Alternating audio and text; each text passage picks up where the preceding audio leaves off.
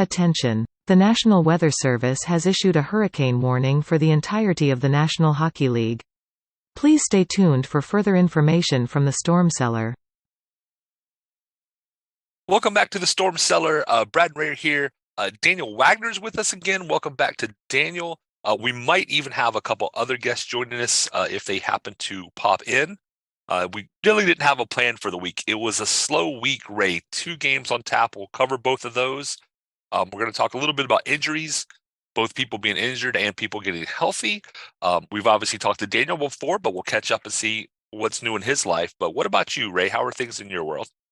Things in my world are fantastic, mostly because of Daniel. And it's not enough that, he's joined us on the show. We had a great show before. We brought him back this time.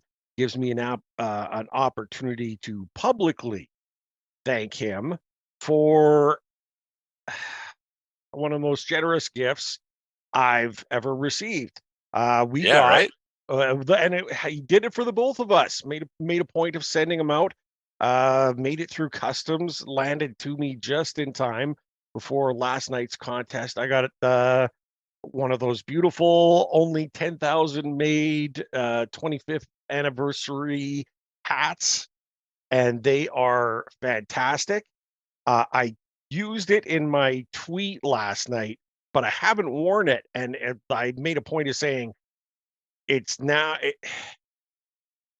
not wearing a hat seems disrespectful to the hat itself, but there's a point where it's too much. You don't want to wear it. You don't want to funk it up with head sweat and all the rest of it. I'm seriously and I've got my 2006 Stanley Cup autographed hat, and it's beside it. I mean, that's where it stays right now because it's just too awesome. So Daniel, bottom of my heart, thank you. I loved it. I was very excited to have it. And also, as I pointed out to Daniel, the Hurricanes are unbeaten while I have possessed that hat. So there you go. Big things. KDX are the best. Yeah, I'm with you, Ray. Mine is sitting beside my 2006 Stanley Cup Finals hat. And yeah, there it shall remain as part of the collection, right? It's great. It's great. Daniel, thank you so much for joining us and for the hat, because that lid is nice. Hey, well, I mean, anything for some fellow jerks. And Ray, whenever I saw the hats, because I looked at my phone, I was like, what's the giveaway today? I was like, oh, hats. I was like, all right. And then I got in and saw the hat, and I looked at my wife. I was like, we can't keep these. She's like, why? I was like, well, Ray's been a fan of the team longer than they've been in Raleigh. I was like, and Brad has been a huge fan of the team. I was like, and they don't have the opportunity to get these. It's like, what am I going to do with these 2 hats? Because she wasn't going to wear it. And I was like, you know what? I was like, I better get a hold of them and ask them if they want it. So, oh my gosh, that was super amazing. So great. Very generous. And I'm looking ahead to the bobbleheads. I don't know what I don't think I can do anything with the Aho bobbleheads because that happens to be my wife's birthday. And I think this Fetch and the Jarvis bobbleheads need to be swapped because Fetch's is being given away against the Jets, and Jarvis is being given away against Ottawa. And I'm like, you probably should switch those around, but it's probably based on when they're getting. Yeah, the hometown kid, right? Yeah. So with those bobbleheads, I'll probably only keep one and probably find somebody on Twitter that definitely needs one. Especially if they don't have the opportunity to actually super cool to very cool. Actually come here. I mean, because customs to Canada, that was a little pricier. Never mailed anything to Canada, a little pricier than I thought it would be. So yeah, no question. I'm down for Finland, Australia, whoever's listening in. Yeah. So, well, Ray will be in town in February. Yeah, exactly. Oh, yeah. And here's something, you know what? Now I'm just thinking of it. Wasn't the reason maybe why Fetch is getting the bobblehead when Winnipeg tied to the Jets? That was the team that he scored his first Michigan on, correct? Did he score one against Calgary? When the Calgary one first? I think the Calgary one was second. I think Calgary was second. It was Winnipeg that he did it to first. So maybe that's the reason why. A little mojo. They're looking for another one. He's tried it a couple of times, hasn't he? Like Yeah, he's gotten behind there looking for that He- chance. he tried it again against Calgary. I remember him Yeah. going back behind the net, trying to pick it up. He just couldn't get it fast enough. Oh, Yeah. Ray, I hate to correct you, Ray. I've Calgary in October, and then he did it in December against Winnipeg. there it is. Okay. I thought they were switched around. And you call yourself a fan. Oh, that's it. Kick me out of the cellar. Kick me out of the cellar. All because of the minutia of the details. I know, right? That always gets you every time, right? So let's get into it because it was kind of a slow week, and I've already purged whatever happened on Tuesday from my memory. Brad saw fit to remind everyone in great detail that I fully expected a victory on Tuesday night, that we were definitely going to win that one and be winners of 4 straight. And I sat and watched that game, I'm told. Like Brad's got all of the details of me texting him in the middle of the game. I don't remember any of it, guys. I purged it from my memory. I don't know. He says that I predicted it and it was happening. We lost to the Ducks, really? I don't. At least it was an OTL. I mean, Yeah.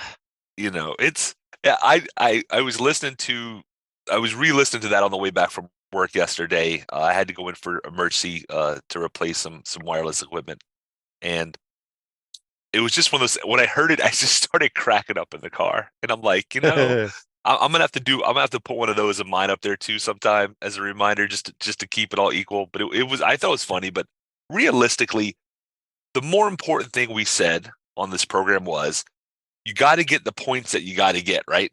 Yeah. Some points are more valuable than others, is how we phrased it. Yeah. You pick up 7 of 8 on the West Coast part of the roadie. You pick up the 2 against the Islanders last night, which means you beat Pittsburgh. You got 2 there. You get 2 from the Islanders. Those are the important 4 points you needed on this trip. To pick up the 2 against Detroit would be phenomenal. But right now you're sitting with 9 out of 10 points in 5 games. You're 5-0-1 in your last 6. It's great. It's Daniel, great. For Daniel, does the mood not just maybe speak for yourself, but also what you see talking to other Caniacs? It feels like the weight's lifted. I don't feel like anybody is back to like we're definitely going to win the cup mode, but I feel like everybody can breathe now, and I'm seeing people like, okay, things are going to be okay. Things are going to be all right. I don't feel like people were there a few weeks ago. Man, so I mean, I was at the Coyotes game. I mean, I've been at all the home games, but I was at the Coyotes game, and I have in like in certain sections, there's 4 there where you come out, and it's section on each side, and the middle section has 4 seats in the first 3 rows that are right there next to the tunnel. So my wife and I have the first 2 seats next to the wall.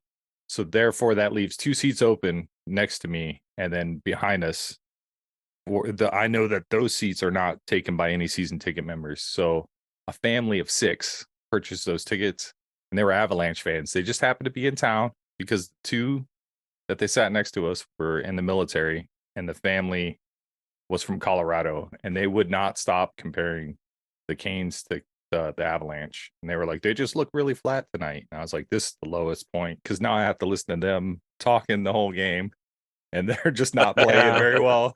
Yeah. And but like that was kind of like the low leading into kind of what we're seeing, the growth. And I feel like from that game, I think that was really a learning moment for everybody, because Burnsy, all of them started to pick up their game. And honestly, I think, they even said it last night. Jarvis really like turned the corner in that Boston game. But this road trip, whenever we picked up the wins, we got 1 overtime win. Granted, we still gave, Pittsburgh a point.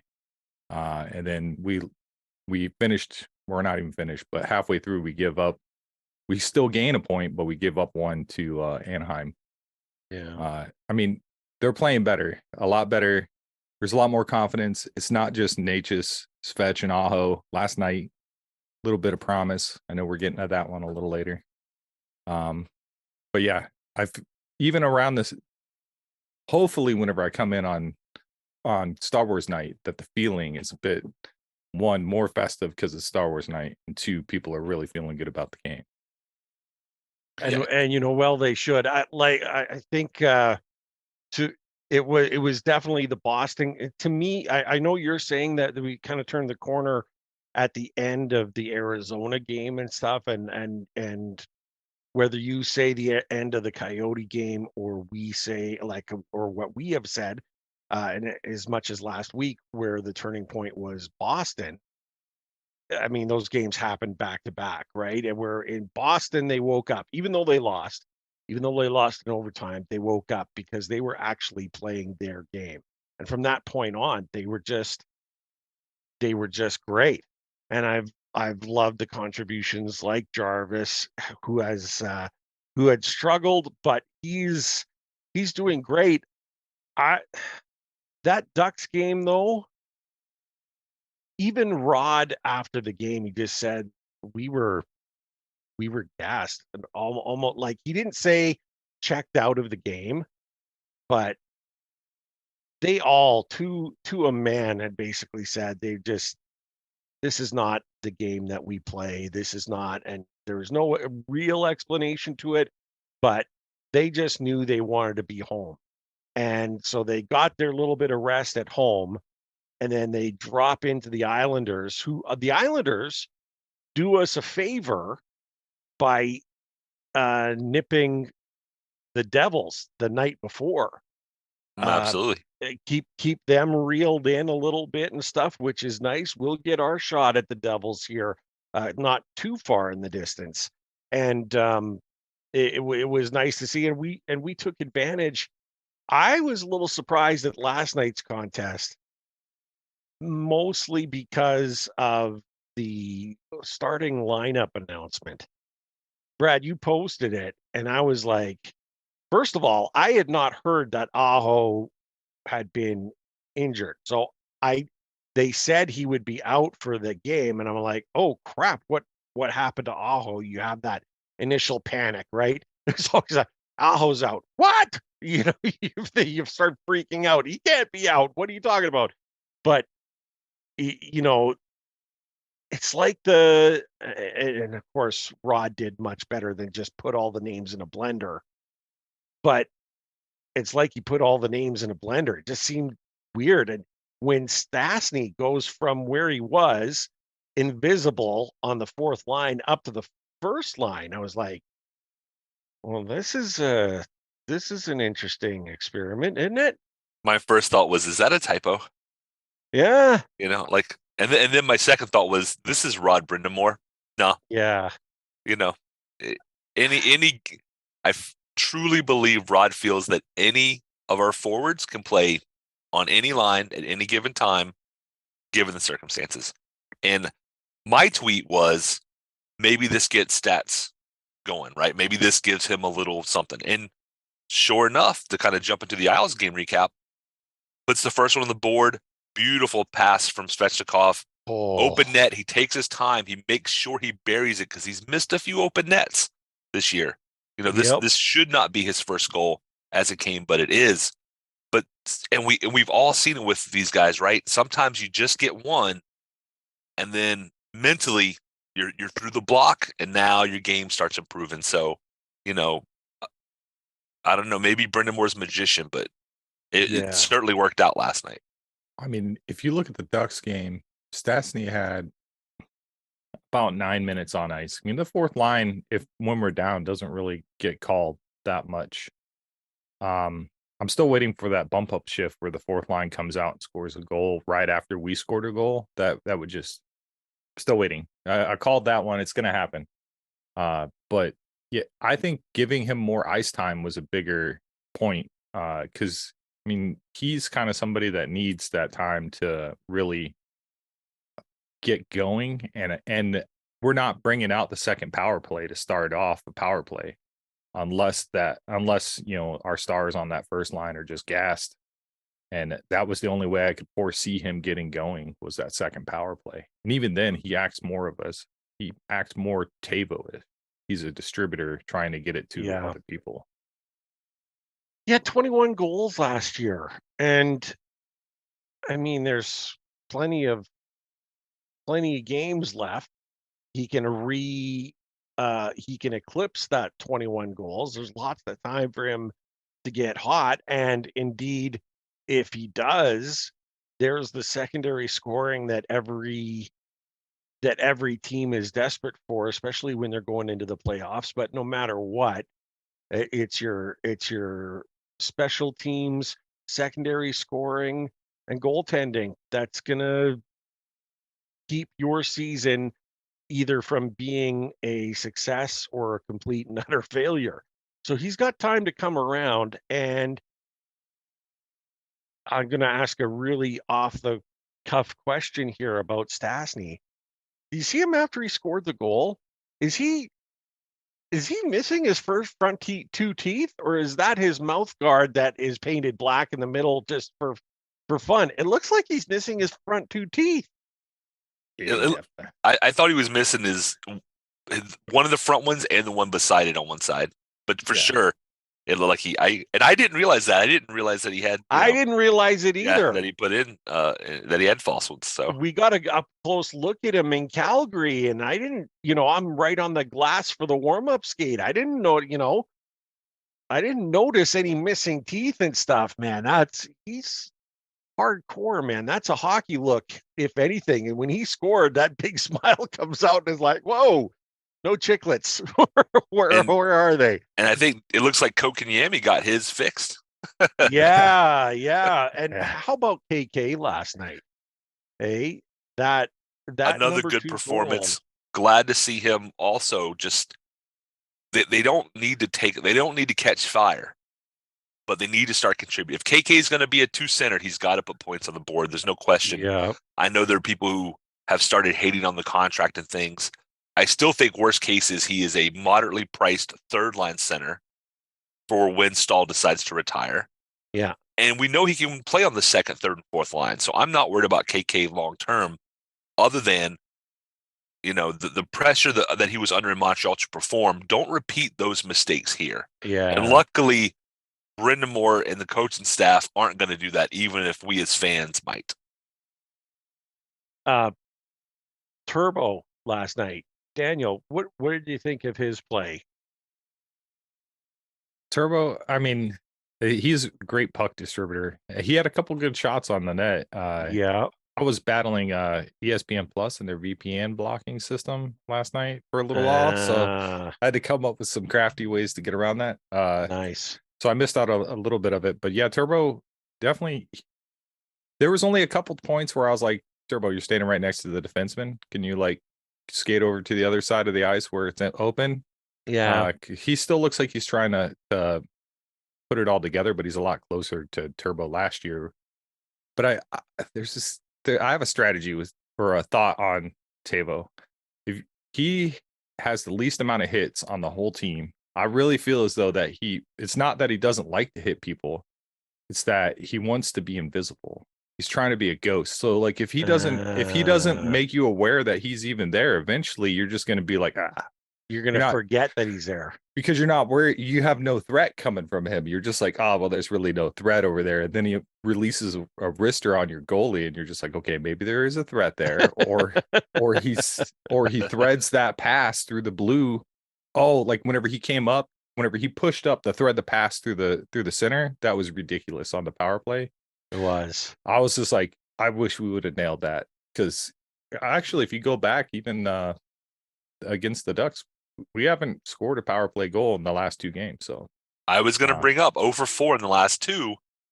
It doesn't feel as critical when you're winning, though, right? I mean, yeah, 5-on-5. I mean, after last night, I think that the NHL should be on notice, because we put Nason on the third line and he fills in for Fost, and it's that Nason is a guy who's blue collar. He brings a Pell lunch to the rink, and he's gonna get in there, roll up his sleeves, and go to work. It doesn't matter where you put him. But he excelled really well last night.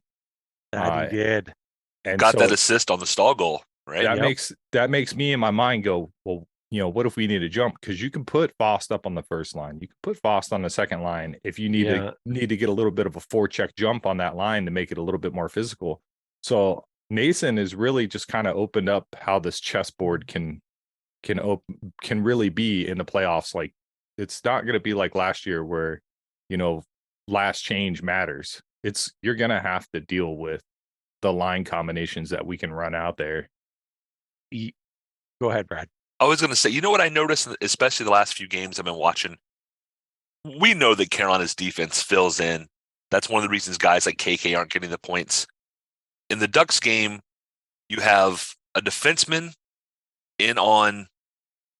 gets a point on each of the 3 goals. Yeah. Shea scores the first goal, Slavin gets an assist on the second, and Burnsy gets an assist on the third goal. Last night, Shea gets an assist on the first one, Burns on the second. You don't have a defenseman on that third goal, the stall goal. You get that from Nason and Martinuk, but just well-rounded, right? We're getting those defensive guys into the play like we want. That's the style that we play.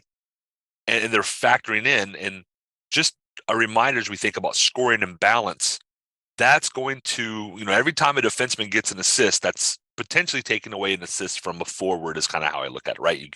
There's only 2 assists to be given. If the puck touches 3 guys, only 2 of them are getting assists. So as we look to spread things around, getting those guys moving and seeing guys like Statsny or Nason, even like Jack Drury, it's long term, right? We just need build momentum, and I feel like that's what they're starting to do now. So are they cup ready? No. Are they starting to put it together in hopefully the right way where things are kind of building up to a crescendo? I think they are, and that's really exciting for me. Power play still an issue. 0 for 4, especially against a team like the Ducks. Not good. Yeah. The Islanders last night were pretty tired, but I thought we outworked the Islanders pretty thorough. I didn't feel bad about really any parts of the game last night. To be fair. To be fair. Even though there were no finishes, the no results in the Anaheim power play efforts, it was dangerous, and they made a number of great plays. Some big saves prevented that one from happening, from them actually converting. They were moving. Tavo was a part of it too. On the power play, it was great. I really enjoyed it. It was like, it's frustrating that it didn't work out, but in the end, they looked better. They were moving the puck better. They were generating those grade A prime opportunities to score, and that's what you want, right? And those are going to pay off eventually. And also, to be fair, last night, one of the power plays was only 19 seconds long. Recall True. At the start, there was that plethora of interference. Everyone was interfering with everyone in the ref's eyes, and tons of penalties thrown all over the place. It seemed bizarre. I was I was looking at, and they showed the replays. I had the Islanders feed, and I was looking at it, and even the Islanders announcer, Butch Goring, he's like, that, and he said it for both teams, so it wasn't a homer. Like, he goes, yes, technically that's interference, but man, that's really, really tight. You know what I mean? You are allowed to, but you are going to, it's a small rink, right? You're going to bump into other players who don't have the puck at times, right? And there weren't blatant ones, but all of the calls were correct. All of them did qualify as interference. But you got a situation where you're going to have, if everyone called the games exactly like that, there'll be 15, 20 power plays a game, Yeah, I think added up for both sides. I think I sent Ray some words when I think was it Jarvis penalty, the second one? Yes. To make it a 5-on-3. Because Oh, I'm like, where was Jarvis supposed to go? I mean, he was coming in. He basically is held up there. The net's in front of him. Was it technically interference? Sure. But if you're going to call that, then as Ray just said, the whole game is going to be special teams. If that's what you think interference needs to be called on, yeah. 3 minutes, was it 3-4 minutes into the game? Like, come on, guys. And if they had if all of those calls were spread out throughout the game, I think it would have gone relatively unnoticed, because you know what I mean. But it was like they jammed them all into that 2-minute segment of time, and it was like, what the heck's going on here? That is not a 5-on-3 worthy penalty, if that makes sense. No, because they're not going to blow it by the rule book. They're going to do game management. If it's 5-on-5 and you call that, okay, I can get it. Or like you said, if it's spread out, fine. When you're already on the penalty kill, to call that interference is like, it reminds me of growing up, in North Carolina, Tobacco Road, playing basketball, and you have to call your own fouls. Oh. And somebody's like, oh, that's a foul. You're like, that is the most ticky-tack baby foul I've ever done. No, we're not. That's not a foul. We're not calling that one. Like, yeah, maybe by the letter of the law, that's a foul, but no, it's really not. Yeah, I agree with you 100%. I mean, where are we at? I mean, this sounds like I'm setting you up, Daniel, but where we are at? Where were you at thinking about the calls last night, the officiating? Did that ever become a factor, or was it really just the Islanders being gassed from the victory that they pulled out the night before? I mean, well, I want to point out, if you look at shots on goal that was recorded for NHL, they're saying there's 29. If you remember last night, at one point there was 33 shots on goals. They keep subtracting shots on goals.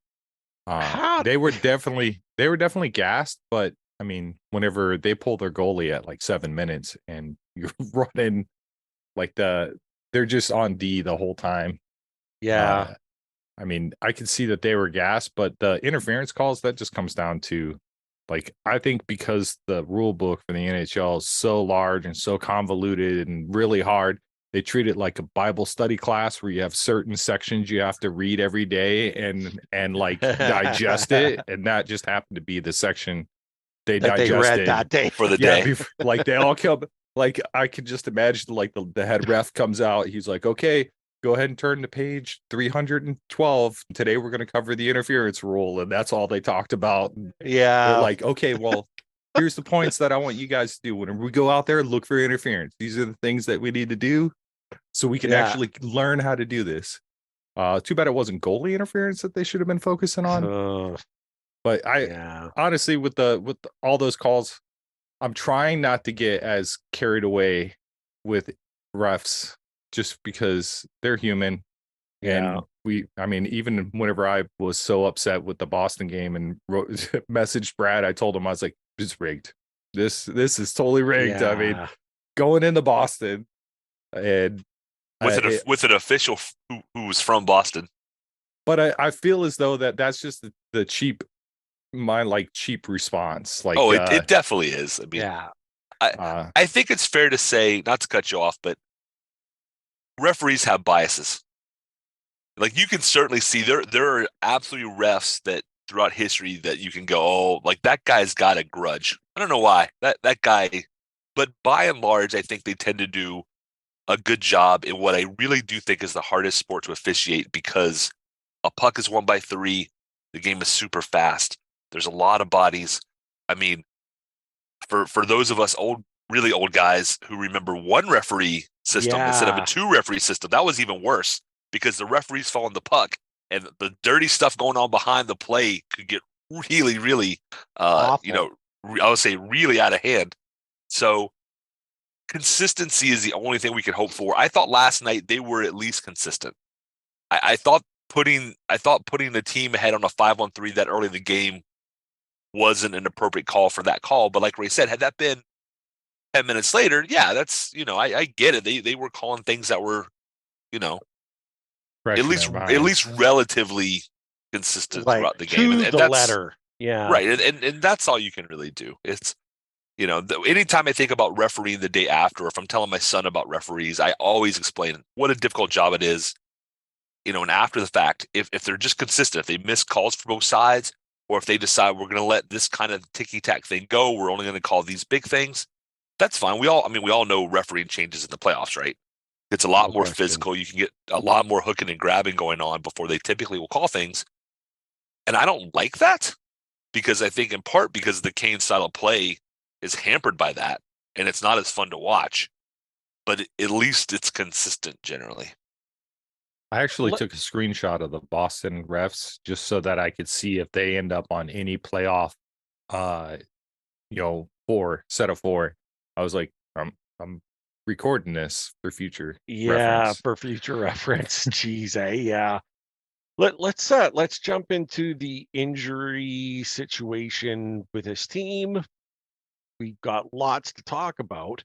Of course, the panic that I had, I've already touched on it with Aho being out. The word was that it was just an accumulation of lower body issues and stuff like that. Just, bumps, bruises, grind. I mean, it's a difficult game, right? So I get it. I was stunned that it was against the Islanders that he was taken out. I thought that would have caused us a whole lot more problems than it did. And then Boss being out in the same as well. And it's like, holy cow, like this is, I'm hoping that we're not in those, you see it every year where some teams, the injury bug it goes through the team very quickly and viciously. Like you're just a team is wiped out for injuries. There's Colorado right now. Yeah, Colorado especially right now. That's the one that jumps out. I mean, that's their farm team that's playing most nights. You know what I mean? And it's just it's crazy out there. So hopefully those guys come back quickly, but we're getting more good news, which leads to more issues. And we touched on it last week. It deserves talking about again. Andersen, Mr. Andersen is getting closer to getting back. We still don't know what it is unless they've actually we still don't know. They say he's getting healthier, but what it is, we don't know. When he gets back, what then? And Daniel might be able to correct me if I'm wrong. I believe Freddie skated in an actual practice this week, which per Rod Brindamore means now we can ask questions. So Walt Ruff, if you're listening, yeah, what's going on? Yeah, I don't think we're gonna know. It's one of the, especially with Andersen, especially if it's something that he could re-injure. Like, we don't want the other teams to know. We've talked about, yeah, a lower body injury is anything below the neck. An upper body injury is anything above the ankles. yeah. So the question that I see circulating on Twitter, excuse me, and there's no wrong or right answers, because I agree with both sides. You have the group of people who say, how can you send Pyotr down? He now has his second shutout of the year. He's clearly played better than Ronta or Andersen have played thus far this year. He could easily be your starter going forward. There's that group. And I to that group, I agree with you. However, NHL, we have salary caps, we have playing time, we have lots of other factors. In order to keep Pyotr up, you either have to carry 3 goalies, which I don't think they're going to do, in part because of cap space. Not that they don't have it at all, but still might need to make a move, right? You still don't have Kase on the ice, although he's skating again. We haven't seen Patches in action, although he is skating again. You can't trade Andersen or Ronta, I don't think. They have value, but the likelihood that either of them will get hurt again this year, to me, is just too high. So if you were to move out Andersen or Ranta, that leaves you with Pyotr plus one guy. If that guy then gets hurt, who do you have to call up? The Wolves are already struggling, right? Yeah.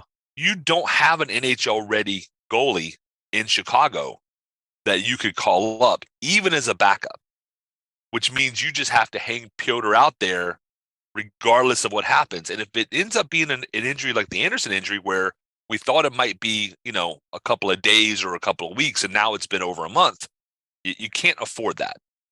You can't send Andersen or Ranta down to Chicago because they're not going to clear waivers. No.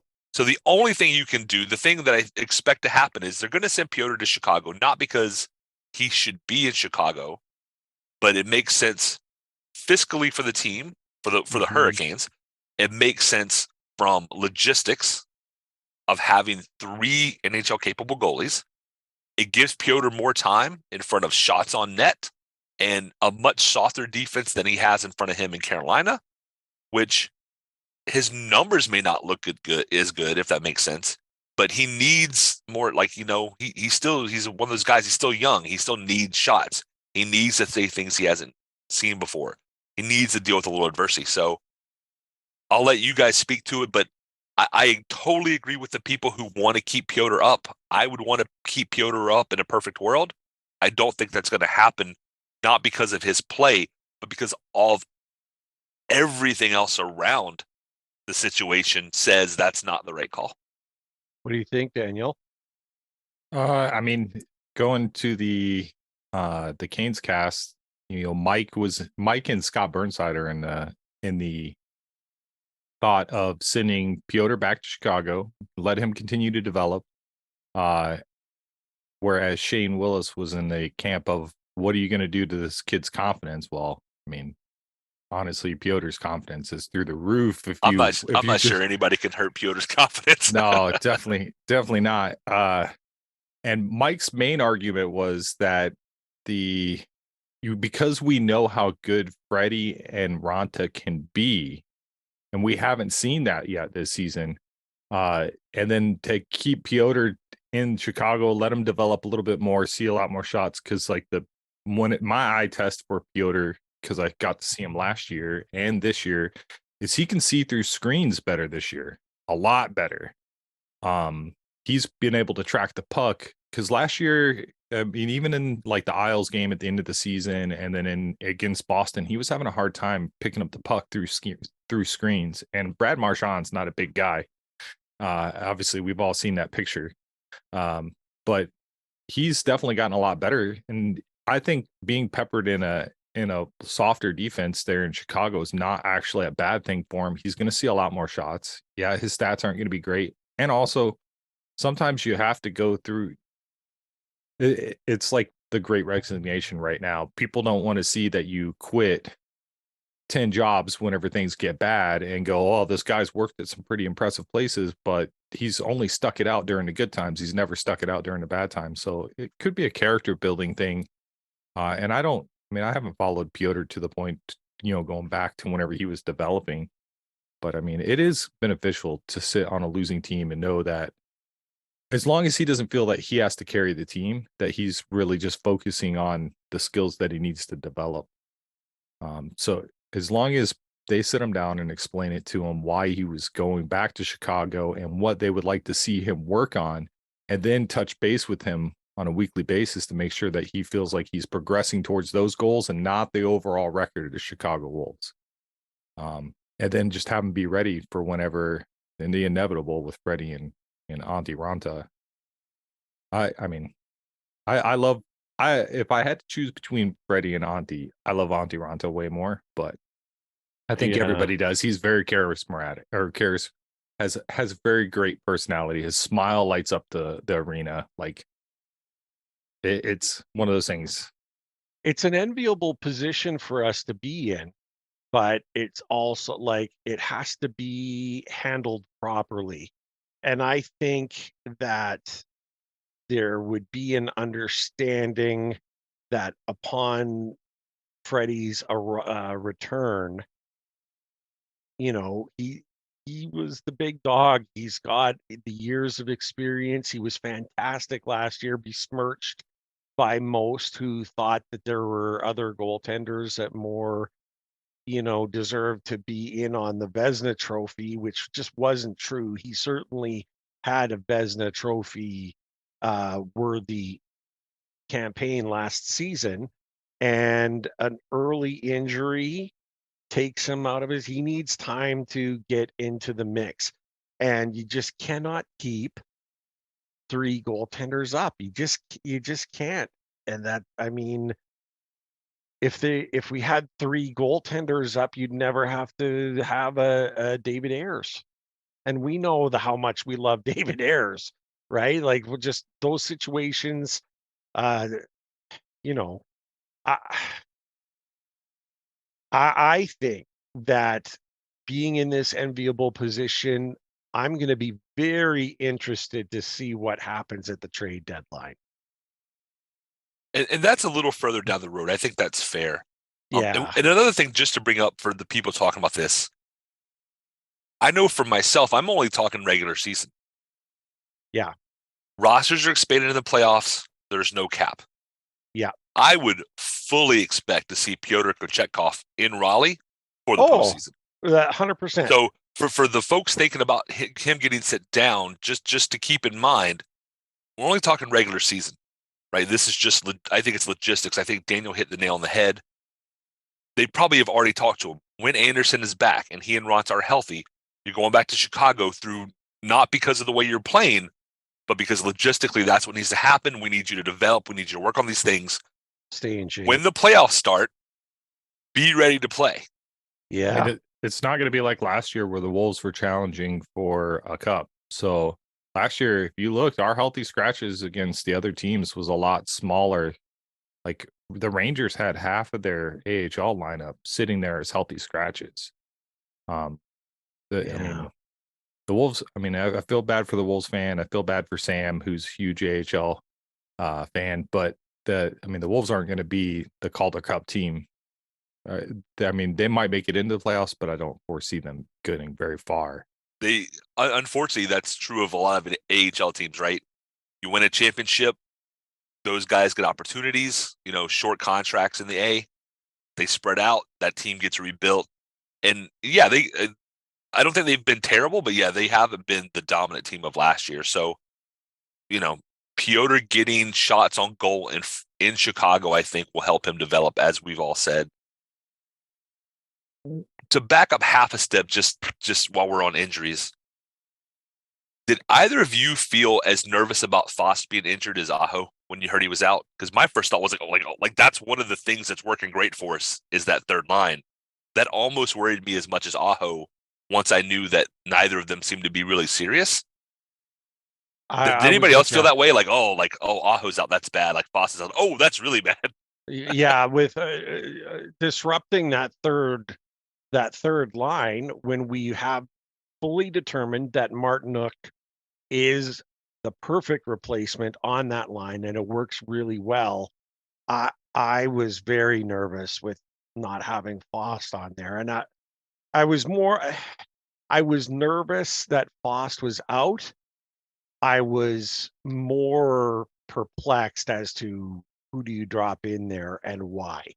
Like, that was my whole situation. And Nason seems like the perfect fit for that style too, because he does have scoring prowess, but he's gritty and tough, and like I dig that. So that's a nice it's a happy surprise, a happy discovery in a negative situation when you know that Nason is a really good spot to fit in there. Yeah, in my thought. But yeah, the injuries like that, key players in key lines, sure, that makes you a little nervous. Sure. Absolutely. And then on the opposite end, Kasha is skating. Yeah. Seems to be hopefully doing well. I still worry long term about his health as a person. even more than I do about his impact on the team. That's another guy who, if he could come back, can put pucks in the net and can put up some points. That was what they were hoping for. I play League of Legends, for example. He's what we call a glass cannon. He's a Master Yi. He can do a lot of damage, but it doesn't take much to knock him out. Unfortunately, that's just been his injury history. So, but Kase is back on the ice. Patches has now been skating for a few weeks. It sounds like he's doing a couple of days on, then a couple of days rest or a day's rest. The expectation, I think, from Waddell's interview with The Athletic, we're still looking at maybe a late January or post All-Star break time frame for a return, which in my mind, I've said this all year, don't rush it. If that's an honest assessment, the dude's healed up, great. Would I like to have him in the ice on the team in games 2 or 3 weeks before the trade deadline? I would, because that just gives you a better understanding of what might you need to do at the trade deadline. Go ahead. Is the Winter Classic an issue? And I maybe that's a little cryptic in the question. So yes, you have me confused thoroughly, sir. Do you think the Winter Classic is part of the trying to get him in at the end of January as opposed to, say, the end of so February, the Stadium Series game? Stretch it out. Yes. Oh, Winter I call it. I would say, yeah, I do too sometimes. So yeah, the Winter Classic, I think, technically is Boston this year at Fenway. Yeah. Yes, the Stadium Series game. I don't think so, because that has been such a phenomenal success from a ticketing standpoint. They don't need to bring Patches back to drive excitement for that. People are excited, if that makes sense. Sure. So I don't think that's it. I like to think that I think along Don's lines a little bit. I think Don is thinking, if he's honestly healthy and we can put him in after the break and he's in late January, early February, that gives me roughly a month to decide what pieces might we need. Where does he fit in? How good does he look? How's he feeling? To make a decision on, do we try and acquire something? I know Don has said that, think of Patches as our deadline acquisition, but if they're in good shape, Don's going to go out there. I actually fell asleep last night watching the 2006 Raising Cane's DVD. Nice. Where they bring in Dougie Waite, and then Cole gets hurt. They bring in Recchi. And I remember what a big boon that was to that locker room. So having Patches back is like step one of that, right? He's right. You get that. You got a little energy. You got a guy who is a finisher, a guy who can put points on the board. That's what you're missing, because we have so many guys who are so good at dishing the puck. KK, Teravainen, even Aho to a lot of extents. He can score goals, but he's so unselfish. And not that Patches is a selfish player, but Patches is definitely the guy who's like, oh, I have the puck. Can I put it in the net? And then if the answer is no, then can I find somebody to pass to? And Svechnikov seems to be developing a little more of that. And then I like that. And Marty Necas, I think that's maybe a switch that's gone off in his head too. Like, oh, I have the puck. I should probably shoot. Like, yes, you should. We can't be 6 guys in the top 6 who want to pass. We need to have 2 or 3 guys who want to pass, and we need to have 3 or 4 guys who want to put the puck in the net. So very excited to see Patches progressing. I'm happy to see Kase on the ice. Mostly I'm worried about Kase's health long term. I would love to see him and see where he would fit in, into the regular lineup if he could stay healthy. So where are you at with this, Daniel? Patches skating is great. I mean, obviously we know that his timeline is not really determined by us. There's a lot of things that factor into Patches. Kase, on the other hand, that's really on him day to day, how he feels, how his doctors feel. Because he has a whole other doctor staff that he's been dealing with aside from just the Canes. Because I know he realizes the gravity of the situation, and I'm pretty sure he's spoken to Shane Willis before. I saw him in person whenever they had the season ticket member event, and obviously I saw Natchez, and I told him that I was really happy that I saw him, drop two goals against the Panthers in the preseason game, and then I welcomed Kasha to Raleigh, and he said that he's loving it so far. But I mean, I would really like to see him back on the ice. But yes, at the extent of his long-term health, because I mean, even in the military, they tell you all the time, you don't have to spend the rest of your life with us here. You have to spend the rest of your life with your family. Yeah. And you eventually got to look at what's best for you for the length of your life, not just, the best years of your life. But Kasha, I mean, he'd be a great boost, especially to the fourth line. And I think that's the only way you could really ease him back on. But I wanted to bring up one thing about Fast, because you said Aho and Fast being out kind of made you a little bit worried. If you think back, the last time that the line minus Niederreiter was even tinkered with or changed was after the Colorado game where Andersen went down. Stahl took the hit from Cale Makar and was knocked out of that game and the following game in Arizona. And Domi stepped up and centered that line when Stahl was out. So we'd seen a different look. And I expect if something were to happen to Stahl, that it would be Statsny again to step in. But now we know that we have a piece to replace Foss, because Foss has been Mr. Consistent. Oh, no kidding. I mean, one of those underrated guys that you don't talk as much about, but who always seems to be in the right place and is always getting the job done, right? Yeah, I mean, because I don't know what it is. It's like Martinook and Foss. Martinook, whenever he slings that puck across the paint area, because he centers more pucks than I've seen, like ridiculous rate at which he centers pucks. But it seems like Foss' stick is either there to either tip it or to push it towards the net. And it's just a thing of beauty to see how three guys are all on the same wavelength and think about the same exact thing. Step one, hit the person in front of me. Step two, find the puck. Step three, center the puck. Like all three of them. It's like they have 3 steps, and that's what they do. And then it's like whenever they get to the bench, all they do is talk about how long they kept it in the offensive end. Because like playing defense is back checking to get the puck to the offensive end. That's it. Yeah. And it was I think, and I'll bring this up last night, even without Fost, that third line was just dominant, and it had so much to do with Stahl. Like he was he was in Barzal's kitchen all night. It was suffocating. And at the end of the game, Brad will check in with me every now and again and said, who gets the stick? And I said, you might be tempted to give the stick to Statsny for getting his first.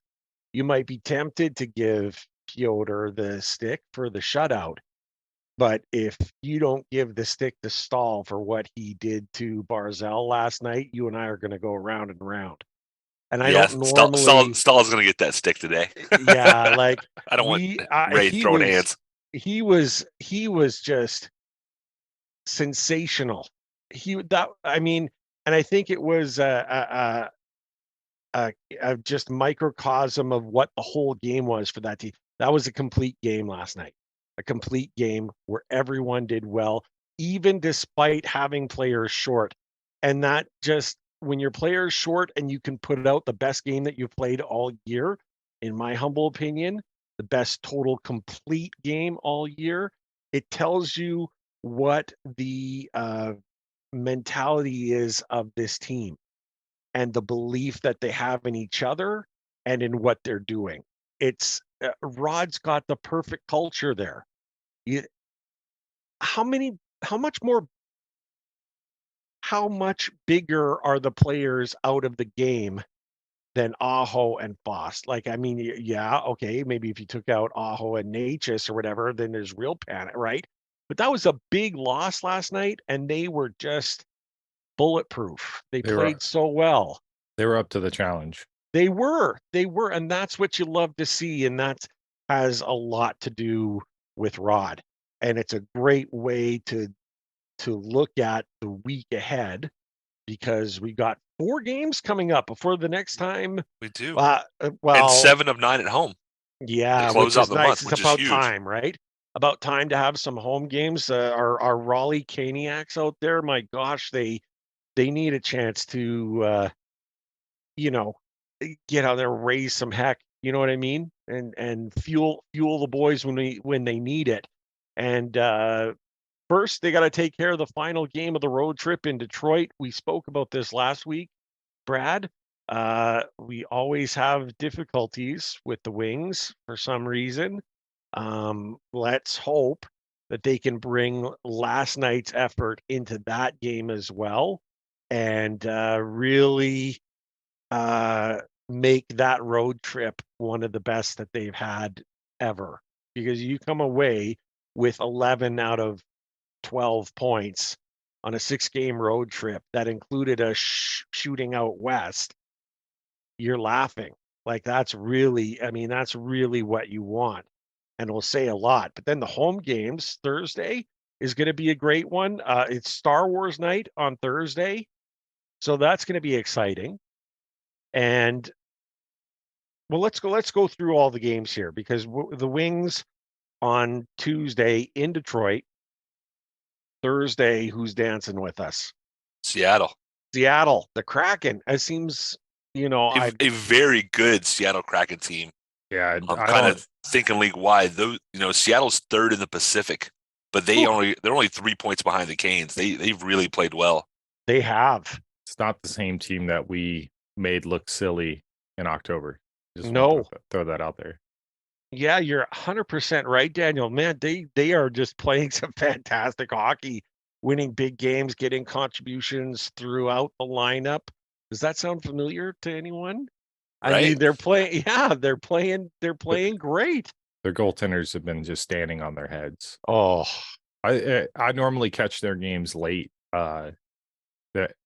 Because I'm not like everyone else. Like, I have a second team or anything. But if I were to have a second team, I'd probably gravitate towards them just because I have family in Washington State. So, well, I mean, they are fun to watch. Their uniforms are gorgeous. That troll is scary though.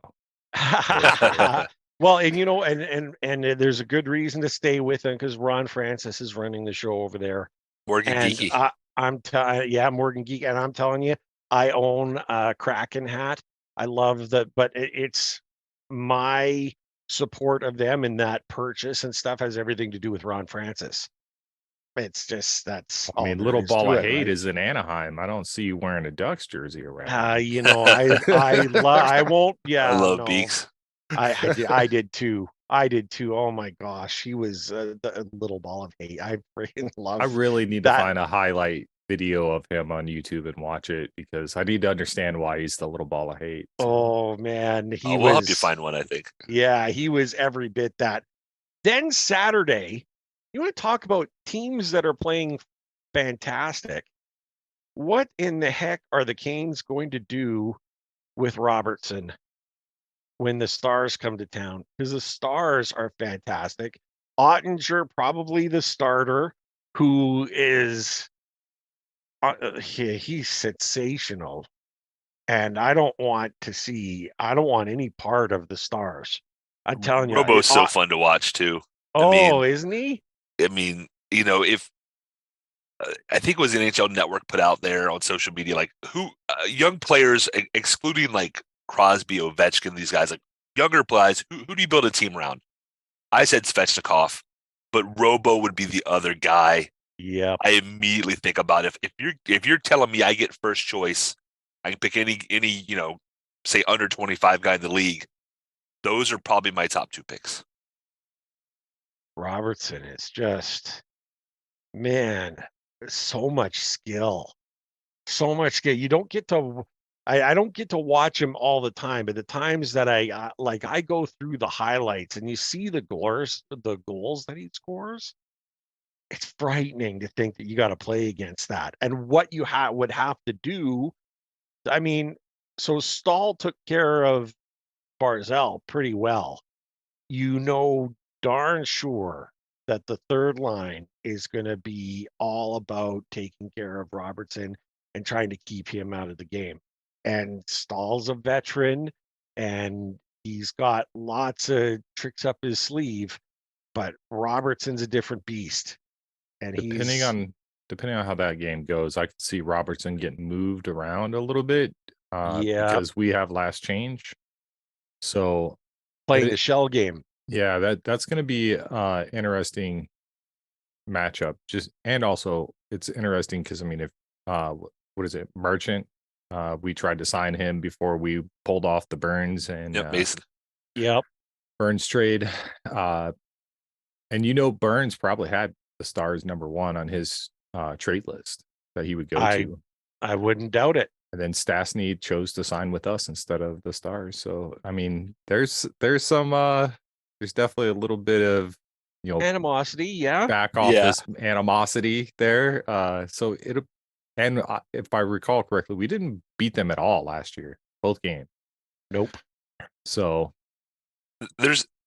Dallas is a team I like to not like. I don't want to say hate. I don't like to hate them, but our Finnish contingent, that's another team, a lot of Finns, right? You have Robertson, who's excellent. You have Ottinger.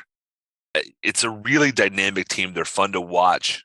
I was pulling for them out of the West the other, last year and before, hoping that they could do something. And then you got to follow up that game with the Pittsburgh Penguins the next day at 5. Divisional opponent, they're right there with you. Then it gets worse in some ways because then on Tuesday you got to take on New Jersey, and I think that's going to be one of those where how far have we come this season? Yeah, because New Jersey's only about 7 points ahead of you in the standings. They've been very good, but not so good. I mean, for all the Hurricanes' struggles, they've been getting points consistently. They're not that far back. So on Sunday you have Pittsburgh as the second team of a back-to-back, and then the end of the week you have them on Thursday for the front half of a back-to-back. Pittsburgh, Philly, and then just because there's only 2 other games that month, Chicago on Tuesday, and then you have the Kitties on Friday the 30th. So 9 games, 7 home games, which is a big part of this. That's the Caniacs will be loud and proud. That's going to be, that's going to be a big deal. That home ice advantage, last change, putting Stahl against the guys you need to. And then just real quickly, 3 p.m. January 1st, you get to go at New Jersey a second time in 2 weeks. We have a lot of good hockey coming up. A lot of games that should be exciting. They're not going to win them all, everybody. Just keep that in mind. They're not going to lose them all. Win the games that you should win. Yep. Right? You want to take that Detroit game if you can. They're a divisional, or they're an Eastern Conference opponent. Yep. Seattle is Seattle. Dallas is Dallas. But then you got 4 big ones. Pens, Devils, Pens, Flyers. Sheesh. Take those games. Get those points. The those goal points. differential keeps getting better. The Hurricanes are up to a +7. 2 weeks ago when we started tracking this, they were even. So in 2 weeks or just 4 or 5 games, +7 goal differential. That's, in my mind, generally a good statistic about how your team is playing. That's why New Jersey's a +37, because they're playing excellent hockey. So I'm looking forward to it. Daniel's going to actually get to go to some of these, Ray. I'm jealous. Color me jealous too, for sure. Christmas is coming early for me, guys. Exactly. You're going to be loving that. And you talked about Thursday night being Star Wars night, and you got family coming with you. It's going to be great. The one thing that I really like about the Hurricanes organization is their social network expert, their promotions, the things that they do. Like, I don't see it all, but I see little snippets of it from a distance. And North Carolina night, that's coming as well, where they get a chance to the boys will all come out in their IceCap jerseys at the pre-game skate, which is going to be great. February 10th, I believe. Isn't February's that getting to be packed.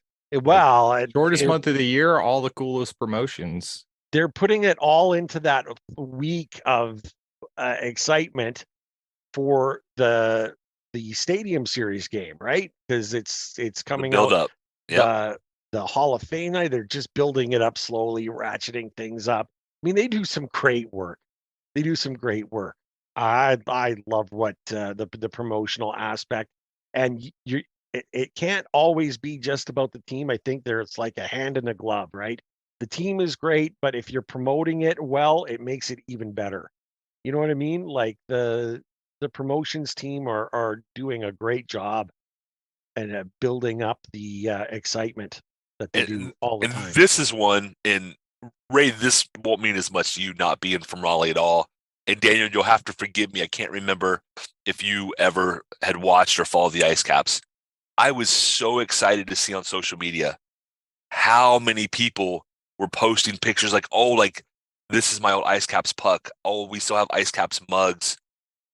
Tons of people like myself were like, please tell me these jerseys will be available for sale. I can't be there, but I'll beg Daniel or somebody to like pick me up a jersey if they're available. I think they actually Just a cool, such a cool promotion. I know the press release said that they would have IceCaps like paraphernalia or merchandise in the eye. I know I didn't see them specifically say jerseys. I know the warm-ups will probably be auctioned off for charity, which you're not might getting them. I might have to see about Christmas and beg. Might be like your Pyotr try at his jersey last year. Oh, Pyotr was out of range, but I could have certainly gotten a couple of the other Wolves game used without killing myself. Like I definitely would have had to sell a couple of things to offset. But I was just really excited with how well received the IceCaps idea was for North Carolina night. And it was really cool seeing, and I mentioned this, last year my Christmas wish on Twitter was I want to get a Lyle Wild Goose jersey. One of the great names in hockey of all time, Lyle Wild Goose. Yeah. Phenomenal hockey name. And then Yep. Twitter comes through for me, right? Yeah. I get a stick that had belonged to Lyle, and then and we've told the story before. Somebody messages me also with the last name Wild Goose. It's Lyle's son. He told his dad about me looking for a thing. Lyle ends up giving me a practice jersey from his own closet. I posted the pictures. Man. He had some of the boys who still live in the area sign it. It is hanging up 6 feet away from me. It is in a very special place. I wish it fit me. Lyle is a much slimmer person than I was when he was playing. But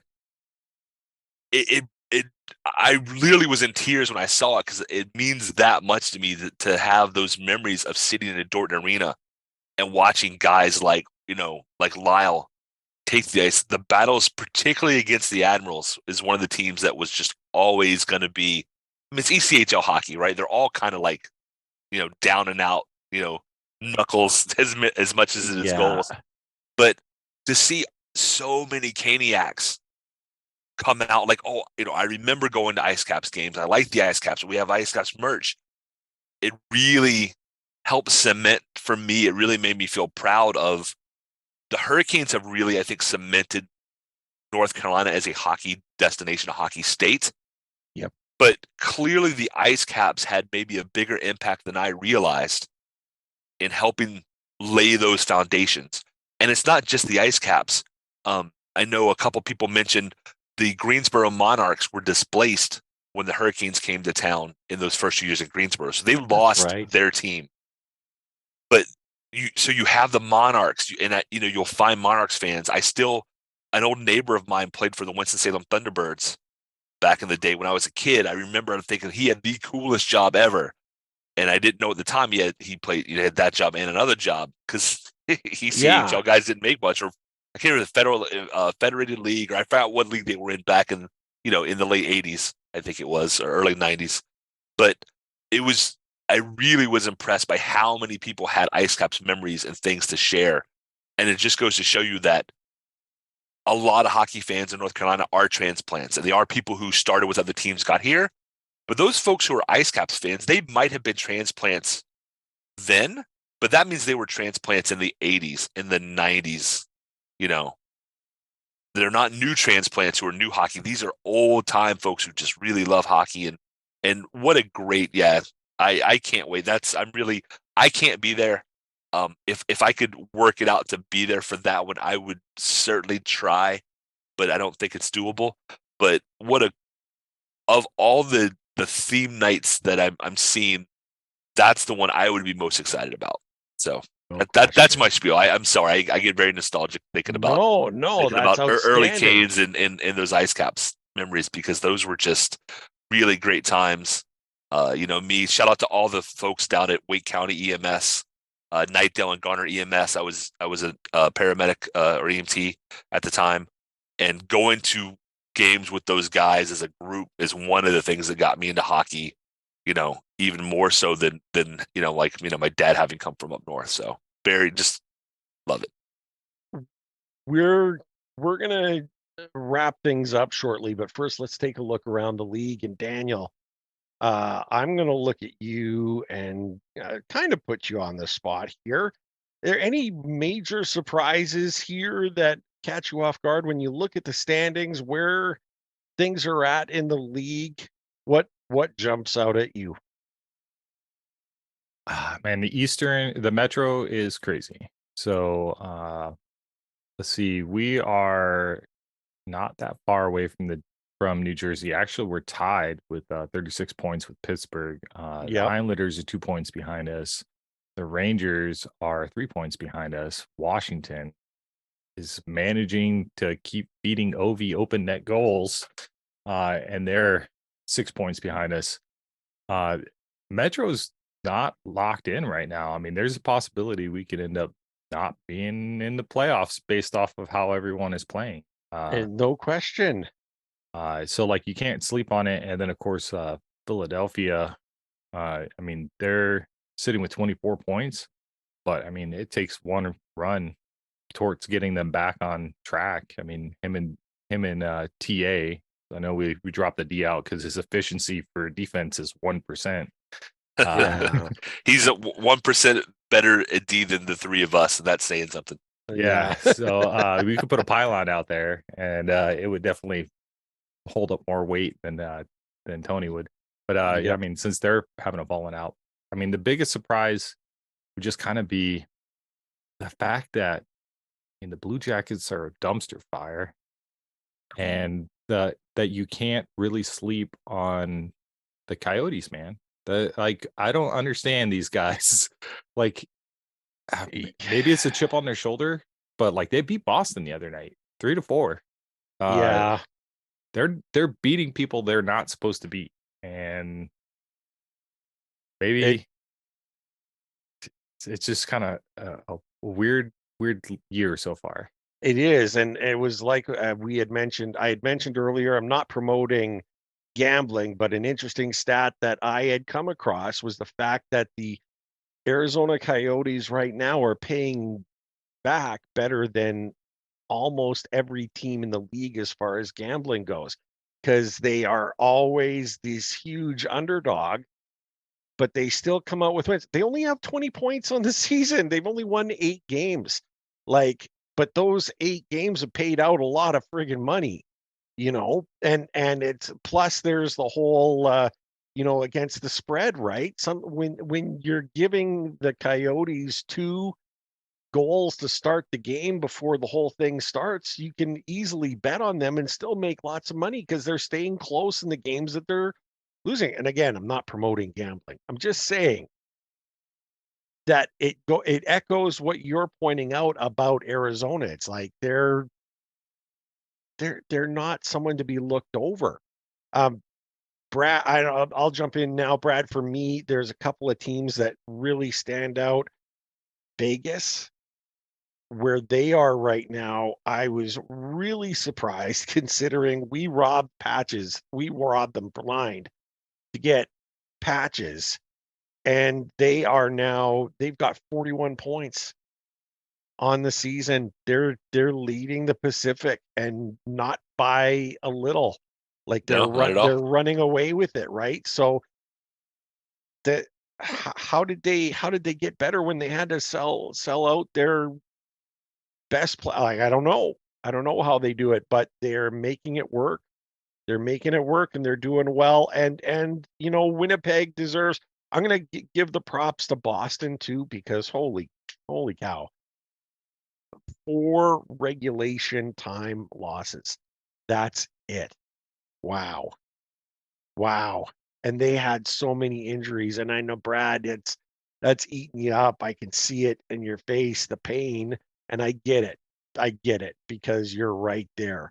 But then on the other side, I'm also surprised with Calgary. Calgary, who is a team that has all sorts of talent and skill and stuff, are nowhere near where they need to be, and they're not playing very well. And the only other thing in the league I'd say is Mitch Marner with Toronto. Holy cow. Everything he touches is leading to goals. It's amazing.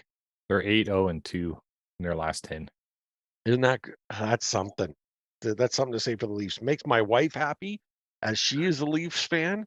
Happy wife, happy life. Indeed it does. Brad, when you look at the league, what stands out? I'll go through kind of quick if I can.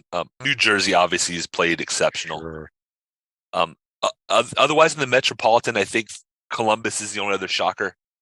To pick up Johnny Hockey and then, be 9-15-2 is just, with a negative 32 goal differential, is just, wow. I don't think anybody saw that coming. 9-4 Buffalo.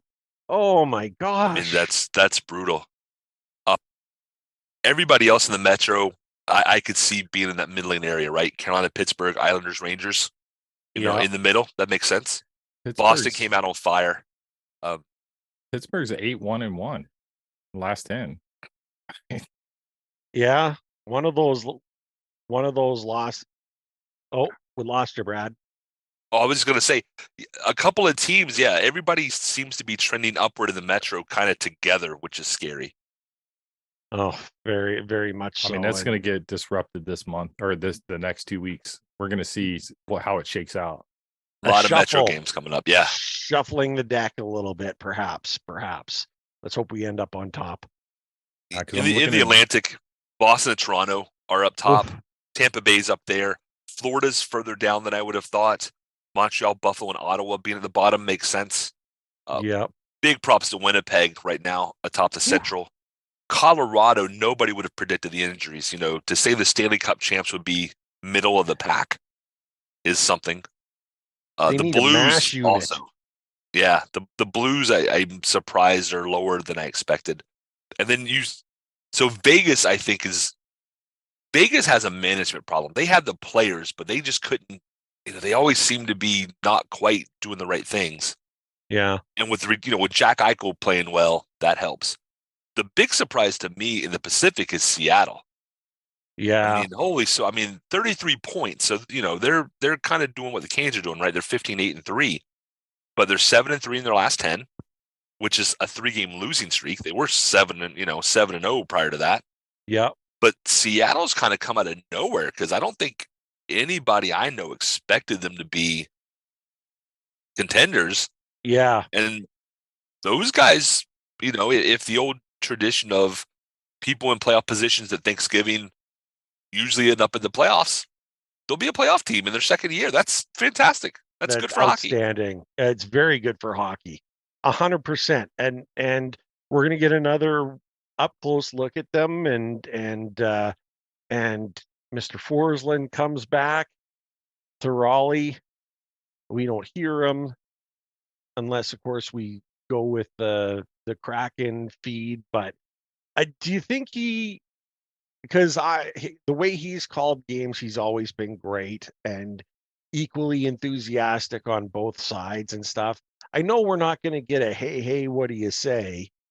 And but when we score against Seattle, do you think he'll be he'll give it the proper enthusiasm, or is he gonna just deadpan it like, oh, there's a goal.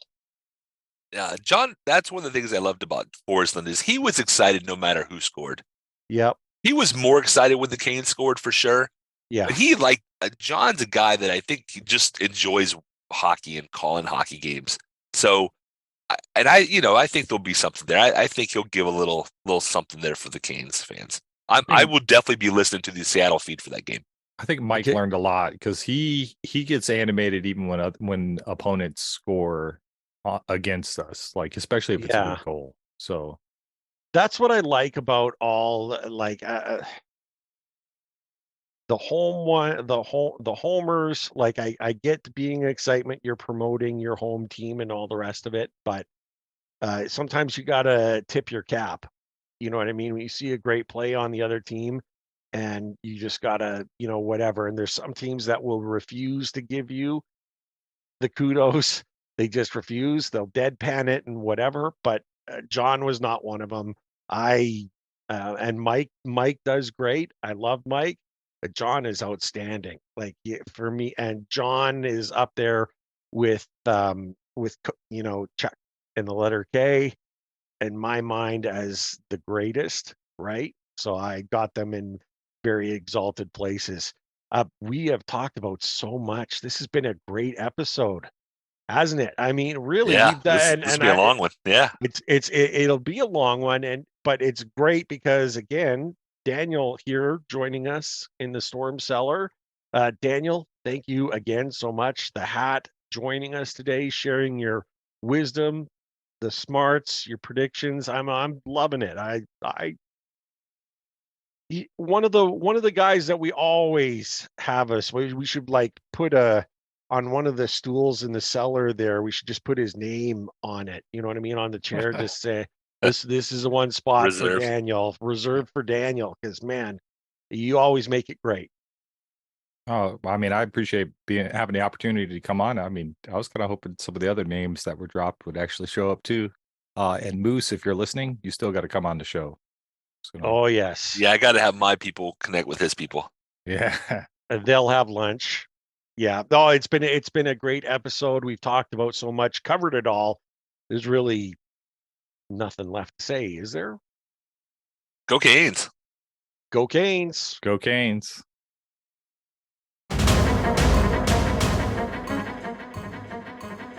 Thank you everyone for tuning in. Ray and I greatly appreciate your support in helping us produce an informative and fun podcast. As always, we'd like to say that we believe hockey is for everyone. Whether you're a Caniac or a bunch of jerks, doesn't matter, as we're just a couple of jerks anyway. We would love to hear your questions, comments, and suggestions. We will do our best to answer anything hockey related. You can reach us via email at stormcellar97@gmail.com. On Twitter, we are at stormcellar97, and on Facebook at facebook.com/stormcellar97.